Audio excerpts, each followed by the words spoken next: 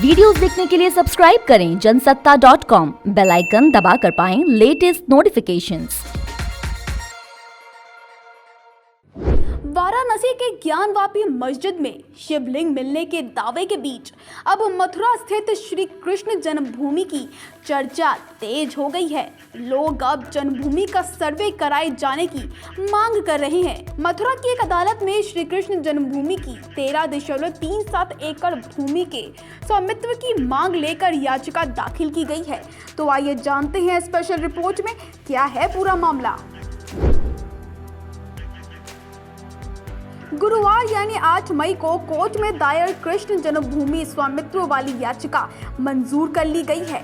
1 जुलाई को इस पर सुनवाई की जाएगी। याचिका में 2.37 एकड़ जमीन को मुक्त करने की मांग की गई है।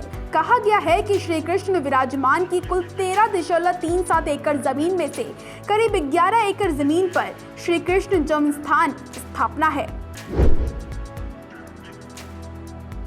इससे पहले साल 2020 में मस्जिद हटाने की याचिका दायर की गई थी, लेकिन कोर्ट इसे खारिज कर दिया था। लेकिन इस बार कोर्ट इस पर सुनवाई करने का फैसला कर रहा है। कटरा केशव देव मंदिर के 13.37 एकड़ के परिसर के भीतर मस्जिद को हटाने की मांग करते हुए अलग अलग हिंदू समूहों की ओर से पहले मथुरा की अदालत में 10 अलग अलग याचिकाएं दायर की गई थी। उनका दावा है कि मस्जिद को कृष्ण के जन्म स्थान पर बनाया गया है। मथुरा कोर्ट में दायर याचिका में कहा गया है कि अधिकांश हिंदू समूह का मानना है कि भगवान कृष्ण का जन्म उसी स्थान पर हुआ जहां मस्जिद है। कोर्ट में दायर की गई याचिका में कहा गया है कि जन्मभूमि परिसर की खुदाई कराई जाए और खुदाई की एक जांच रिपोर्ट भी कोर्ट में पेश की जाए।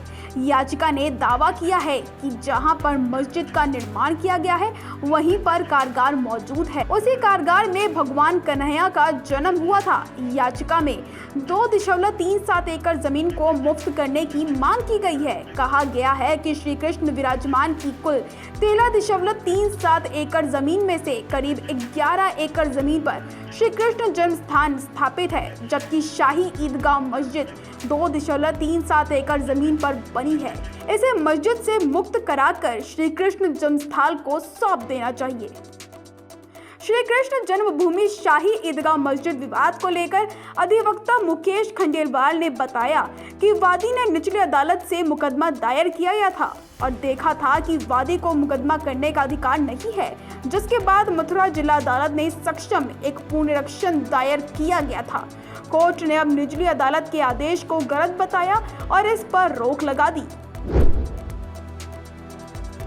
बता दें कि अयोध्या में राम जन्मभूमि पर मंदिर निर्माण मामले में मुख्य भूमिका निभाने वाले अधिवक्ता हरिशंकर जैन और उनके बेटे विष्णु जैन ने ही मथुरा की सिविल जज की अदालत से पहले वाद दायर किया था। हालांकि उनकी इस याचिका को न्यायालय ने 30 सितंबर 2020 को खारिज कर दिया था। इसके बाद याचिकाकर्ता ने जिला जज की अदालत में बतौर रिवीजन पिटीशन दायर किया है, जिस पर 2020 से अब तक लंबी बहस चली।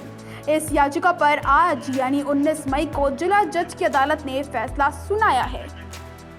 तो ये तो थी श्री कृष्ण जन्मभूमि से जुड़ी हमारी स्पेशल रिपोर्ट। आपको कैसी लगी ये रिपोर्ट हमें कमेंट बॉक्स में लिख के बताएं। इसके साथ ही इस पूरे मामले पर आप क्या सोचते हैं ये भी हमें कमेंट बॉक्स में लिख के बताएं। बाकी देश दुनिया से जुड़ी तमाम बड़ी खबरें देखने के लिए बने रहें जनसत्ता.com के साथ।